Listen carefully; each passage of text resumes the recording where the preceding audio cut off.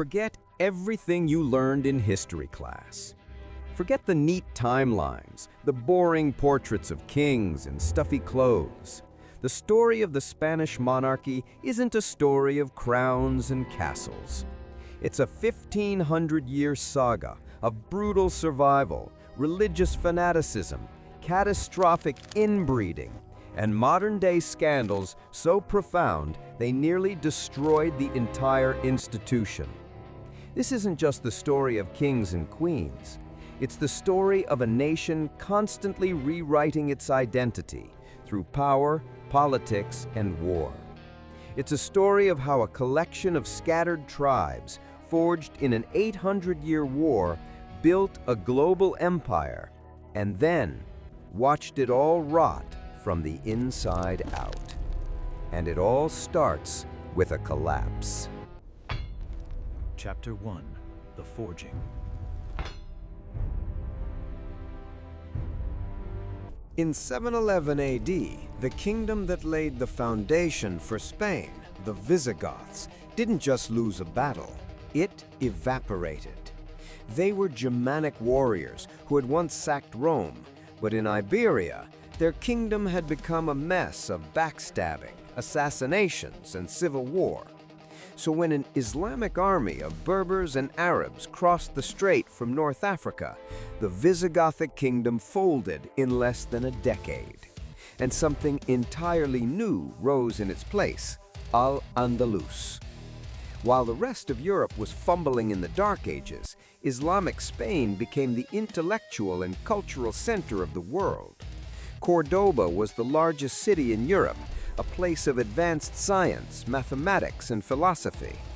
But in the rugged, cold mountains of the far north, a few Christian warlords clung to the rocks. They didn't just resist, they began a holy war. They called it the Reconquista, the reconquest. You have to understand, this isn't a war as we know it. This was an 800-year national obsession. It was a brutal generational crusade that defined the very DNA of Spain. For 8 centuries, to be Spanish was to be a soldier of Christ, to push south, to kill or convert. There was no room for compromise. This mindset, this religious fire, would forge the nation, and it would later consume it. The war created dozens of small competing Christian kingdoms, but by the 15th century, it all came down to 2. Castile, a kingdom of ruthless warriors, and Aragon, a kingdom of wealthy merchants. They were rivals, they were dysfunctional, they needed to be united. Enter the original power couple. In 1469, Isabella of Castile and Ferdinand of Aragon married. This wasn't a romance, it was the most important corporate merger in history. Isabella was fiercely pious, brilliant, and utterly ruthless. Ferdinand was a cunning political operator, the inspiration for Machiavelli's The Prince. Together, they had one goal: one Spain, one crown, and one faith. And to achieve that, they first needed to purify their own kingdoms. In 1478, they unleashed a weapon of psychological terror that would haunt the world for 300 years, the Spanish Inquisition. Its target? Conversos, Jews and Muslims who had converted to Christianity. The crown feared they were fakes, heretics, poisoning the kingdom from within. The Inquisition was a state-controlled machine of paranoia. It relied on anonymous accusations. Your neighbor could accuse you. Your business rival could accuse you. Your own children could be forced to testify against you. The methods were brutal. The goal wasn't justice, it was confession. And the punishment for guilt was the auto da fe, a public spectacle where heretics were burned alive for the good of their own souls and the education of the crowd. It was the perfect tool of control. It unified the kingdom through fear. With their power at home secured by terror, Ferdinand and Isabella looked south. Only one prize remained: Granada, the last Muslim stronghold in Iberia. In 1492, after a brutal 10-year war, Granada fell. The 800-year Reconquista was over. That same year of religious triumph and ethnic cleansing, a stubborn, slightly mad Italian sailor named Christopher Columbus finally convinced Queen Isabella to fund his insane voyage west. The year Spain was unified, the year it was purified, and the year it accidentally stumbled upon a new world. The age of the Spanish Empire had begun.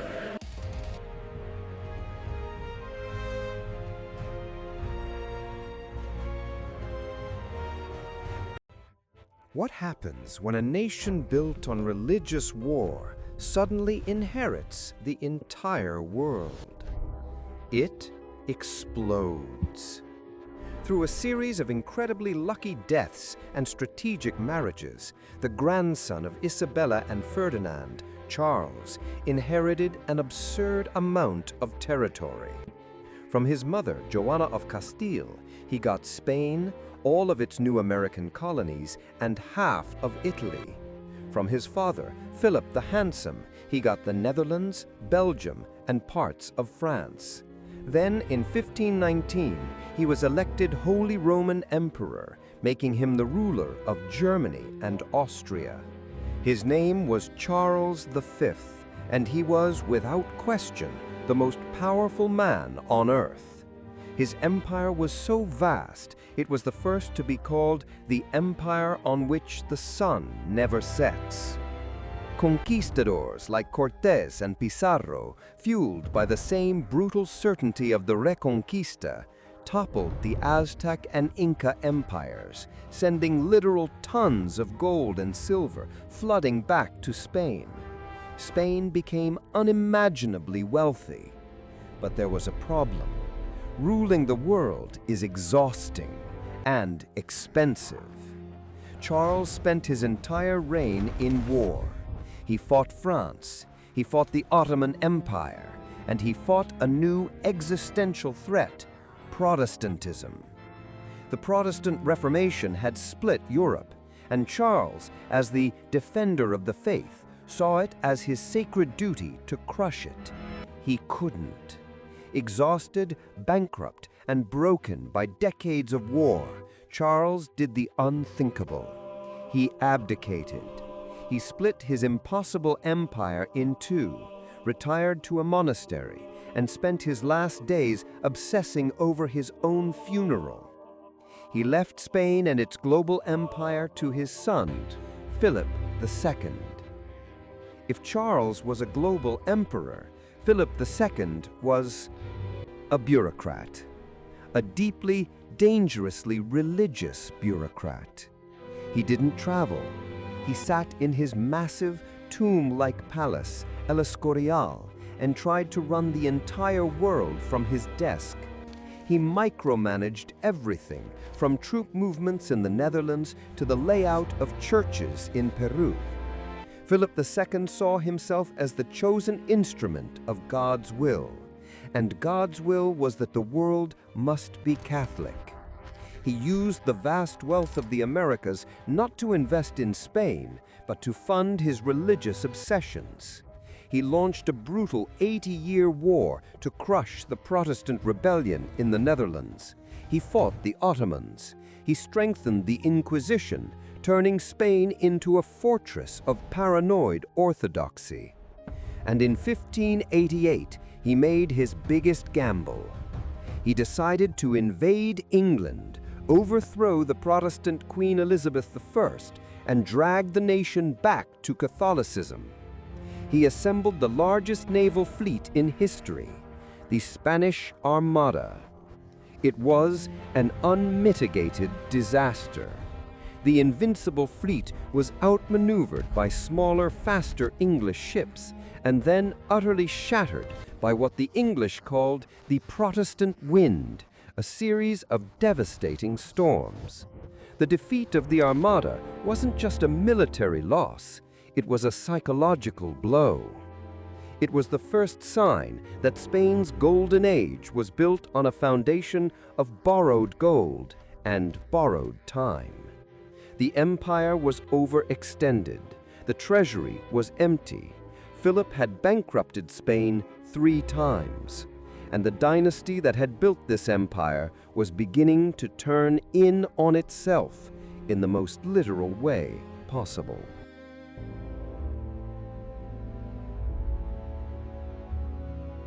Chapter 3. The Collapse. The Habsburgs, the ruling family of Spain, had a motto: "Let others wage war, thou, happy Austria, marry." It's how they'd built their empire, but now they applied that logic to themselves. To keep their vast lands and, quote, pure royal blood within the family, they stopped marrying out. They began marrying each other. Uncles married nieces. First cousins married first cousins. For over 200 years, the Spanish Habsburgs conducted a bizarre, long-term genetic experiment on themselves. And the results were a horror show. Infant mortality skyrocketed. Every generation became weaker, sicker, and more deformed than the last. The infamous Habsburg jaw, a severe, jutting lower jaw and oversized tongue, became so pronounced that kings could barely speak or chew. The dynasty was rotting from the inside, and it all culminated in one tragic final figure, the endpoint of all that inbreeding, King Charles II. He was known as El Hechizado, the Bewitched. The people believed he was the victim of a curse. The truth was far sadder. Genetically, he was a catastrophe. His jaw was so deformed he couldn't eat properly. His tongue was so large he drooled, and his speech was almost unintelligible. He was epileptic, frequently ill, and likely sterile. He didn't learn to walk until he was 4. He didn't learn to talk until he was 8. He was the king of the largest empire on earth, and he was mentally and physically incapable of ruling it. For his entire 35-year reign, the Spanish court was a paralyzed, superstitious nightmare. Factions fought for control. Foreign ambassadors circled like vultures, placing bets on when he would finally die. Charles, convinced he was cursed, spent his days in prayer, begging for an heir. He married twice. Both marriages were childless. His body was a royal prison. The fate of the world hung on his ability to produce one single child. He couldn't. In 1700, at the age of 38, Charles II died. He looked like an old, broken man. His autopsy report was chilling. It said his body did not contain a single drop of blood. His heart was the size of a peppercorn. His lungs corroded, his intestines putrefied and gangrenous, and he had a single, black, hard testicle. The Spanish Habsburg line was extinct. And in his will, the childless king, in a final, desperate act, left the entire Spanish Empire not to his Austrian family, but to the grandson of his greatest rival, the King of France. His death didn't bring peace. It plunged all of Europe into the War of the Spanish Succession. The Habsburg dynasty had ended not with a bang, but with a genetic whimper. Chapter 4. The Chaos, 1800s to 1930s. A new dynasty, the Bourbons from France, took the throne. They were reformers. They were enlightened. They tried to modernize Spain. It didn't last. In 1808, the most powerful man in the world, Napoleon Bonaparte, decided he was done with the Spanish Bourbons. He invited the Spanish king, Charles IV, and his heir, Ferdinand VII, to France, and then imprisoned them both. He placed his own brother, Joseph Bonaparte, on the Spanish throne. The Spanish people erupted. On the 2 de Mayo, May 2, 1808, The citizens of Madrid rose up against the French army with knives and farm tools. They were slaughtered. But it sparked a fire. The Spanish people, abandoned by their king, began one of the most brutal wars of resistance in modern history. This is where the word guerrilla, little war, comes from. For 6 years, Spanish peasants, priests, and nobles fought a dirty war of ambushes and sabotage that bled Napoleon's armies dry. By 1814, the French were gone. Ferdinand VII, the desired one, returned to the throne. And what was the first thing he did? He abolished the new liberal constitution that his people had written in his absence. He restored absolute monarchy and the Inquisition. He repressed, he censored, he arrested. His reign was a disaster, and it set the stage for a century of chaos. While Spain was fighting Napoleon, its entire colonial empire in Latin America, from Argentina to Mexico, saw its chance. One by one, they revolted and declared independence. Spain, the empire on which the sun never set, was reduced to a second-rate power, a shadow of its former self. The rest of the 19th century was a blur of civil wars, military coups, and failed republics. The country was torn in two. On one side, the liberals, the republicans, the modernizers. On the other, the Carlists, ultra-conservative monarchists who wanted to restore God, country, and king, and who would launch 3 bloody civil wars. By 1931, the monarchy had lost all credibility. King Alfonso XIII, who had meddled in politics and supported a failed dictatorship, woke up to find the country had voted overwhelmingly for Republican parties. He didn't abdicate, he just left. He fled the country. The Second Spanish Republic was proclaimed. Spain was finally free of its kings. It would last 5 years. Chapter 5. The Dictator's Gamble. In 1936, Spain ripped itself apart. The Spanish Civil War was a brutal dress rehearsal for World War II. It was a war of ideologies, fascists versus communists, Republicans versus nationalists, brother against brother. For 3 years, the country bled. Out of the ashes, one man emerged as the supreme victor, El Caudillo, the leader, General Francisco Franco. Franco was not a king. He was a cold, calculating military dictator. He ruled Spain with an iron fist for nearly 40 years. He outlawed political parties, censored the press, and crushed all dissent. His regime executed tens of thousands. But Franco had a problem. A dictator's power is personal. It dies with him. He needed a successor. He distrusted the messy chaos of democracy. He despised the liberals. So, in 1947, Franco made one of the strangest announcements in political history. He declared Spain a monarchy without a king. He would be the regent for life. He would rule as a king, and he, personally, would choose and train his successor. He had a few options. The rightful heir, Don Juan, was too liberal. Franco despised him. So Franco made a deal. He would bypass Don Juan and groom his young son instead. His name was Juan Carlos. Franco took the boy from his family, brought him to Spain, and raised him under his direct supervision. He was educated in military academies, trained in Franco's government, and molded to be the perfect Francoist king. He was a puppet prince, quiet, agreeable, and always photographed smiling next to the aging dictator. Everyone, from liberals to Franco's own hardliners, believed Juan Carlos was a lightweight, a handsome fool who would simply continue the dictatorship after the old man was gone. In 1969, Franco officially named Juan Carlos his successor. In November 1975, Francisco Franco finally died.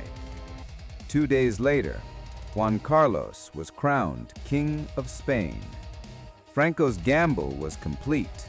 He had, he believed, secured his legacy. He had no idea what he had just unleashed.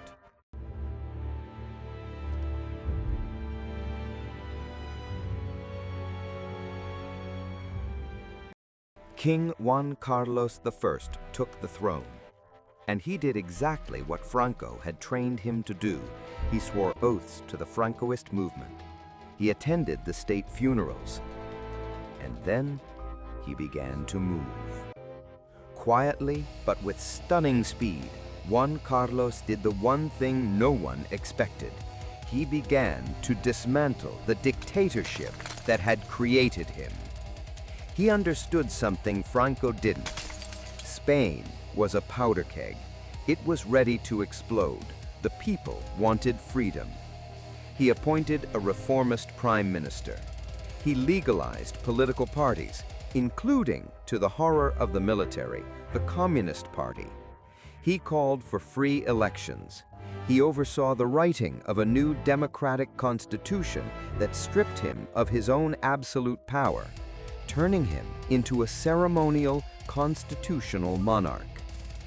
He was, essentially, performing a controlled demolition of his own power. The old Francoist hardliners in the military were furious. They saw this as a betrayal. And on February 23, 1981, they struck back. It's known as 23F. An armed group of Guardia Civil officers, led by Colonel Antonio Tejero, burst into the Spanish parliament, firing their guns into the air. "Quieto todo el mundo!" Everybody be still. They took the entire government hostage on live television. Tanks rolled into the streets of Valencia. It was a full-blown military coup. All night, Spain held its breath. The new fragile democracy was about to die. All the coup plotters needed was the one thing they were sure they had: the support of the king.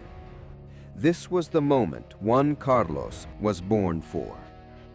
In the middle of the night, King Juan Carlos I, the man everyone thought was a puppet, appeared on national television. He wasn't wearing a suit. He was wearing the full uniform of the Captain General of the Spanish Armed Forces.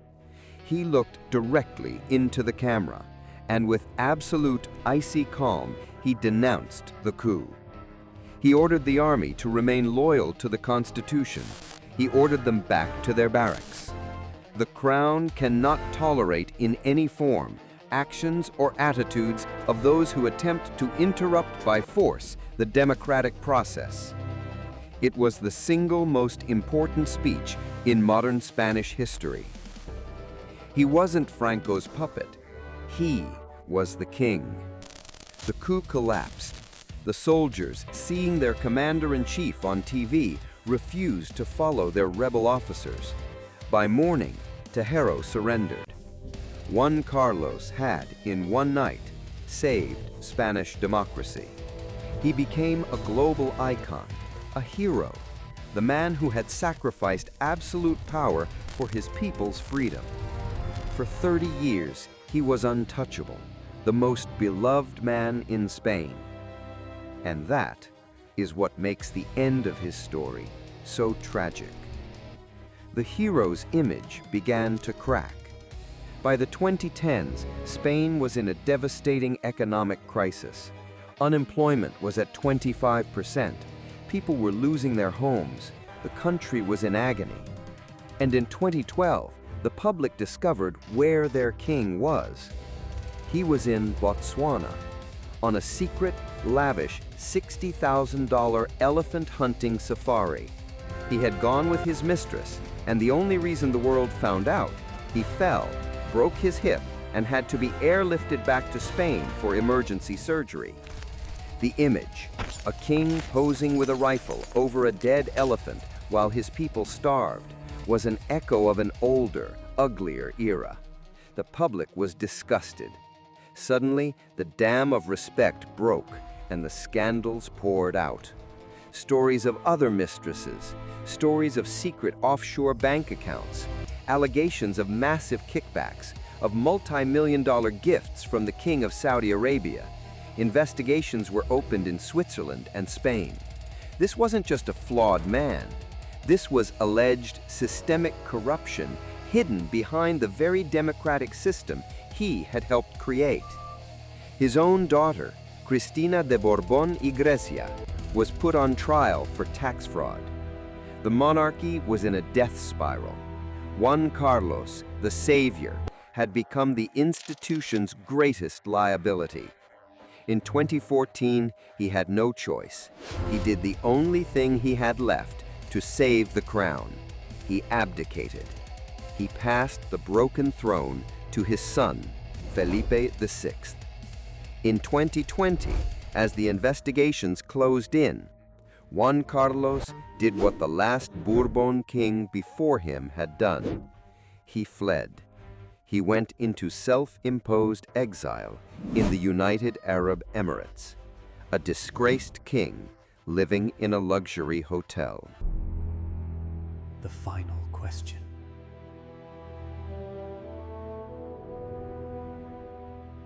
Today, King Felipe VI, a tall, professional, scandal-free king, is trying to clean house. He has renounced his father's inheritance. He has stripped his sister of her title. He is trying, desperately, to project an image of a modern, boring, transparent monarchy. But he faces a country that is deeply skeptical. He faces a separatist movement in Catalonia that rejects the very idea of a Spanish king. He faces a younger generation that doesn't remember 1981. They don't see a savior. They see a symbol of unearned privilege paid for by their taxes, tainted by the sins of the father. The Spanish monarchy has survived Visigothic assassins, an 800-year war, the madness of inbreeding, Napoleonic invasion, multiple civil wars, and a 40-year dictatorship. It even survived its own savior. But now it faces its final and perhaps greatest challenge. Can it survive the 21st century? In a world that no longer believes in divine right, can a crown, tarnished and questioned, still find a reason to exist? The 1500-year saga is not over yet.